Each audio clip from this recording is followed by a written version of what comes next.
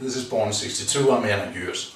Today we are going to do curl shrugs. And what the hell is that? It's an exercise that works the traps, the lats, and to some degree the biceps and the back of the shoulders. And it looks like the ugly, unholy offspring between a shrug, a drag curl, and a bend over row. So why not just do bend over rows? What's the point with doing it this way? If you do bend over rows, you will have a pronated grips with the back of your hand facing forward, and you will pull the bar all the way to your stomach. That will work the lats. By standing a little more upright, we engage the traps a little more. So we are shifting here from a pure lat exercise to a trap lat exercise. So that is one of the purposes.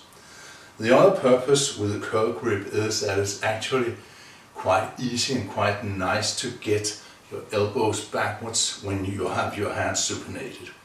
Some people will say it shouldn't make any difference, but it feels easier to get the elbows really far back and thereby involving the lower traps and the middle part of the back. What you can't do with this exercise, and what is extremely dangerous, is to extend your arms all the way. Dorian Yates used to do bend over rows with a curl grip, and he tore his biceps for his efforts. So if you want to go down that road, well, I cannot recommend it. What I do here is I pick up the weight and I try to get as much of the picking up done with my legs instead of my arms, and through the rest of the exercise I'll hold a bend in my arms and never go to a complete stretch. And what you will see is that the lats will not be stretched completely like in a bend over row, but they will be stretched maybe 80% of the way. The traps don't care about the stretch at all. The back of the shoulders will work very intensely here, and my biceps will actually get some work, because even though it's a more static contraction for the biceps, I'm using more weight than I can actually use when doing curls. And this is part of the secret, and this is part of the risk here. I'm using a weight that is lower than I usually use for bend over rows. On the other hand, I'm using much more weight than I can curl. So the biceps actually gets overwhelmed in this static contraction, and if you look at my arms you will see it's not completely static.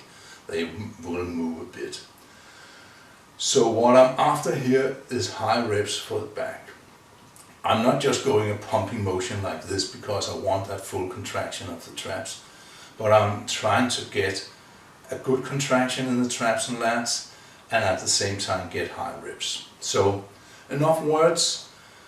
If you don't remember anything I've said, remember that you shouldn't stretch out your arms completely. So here we go.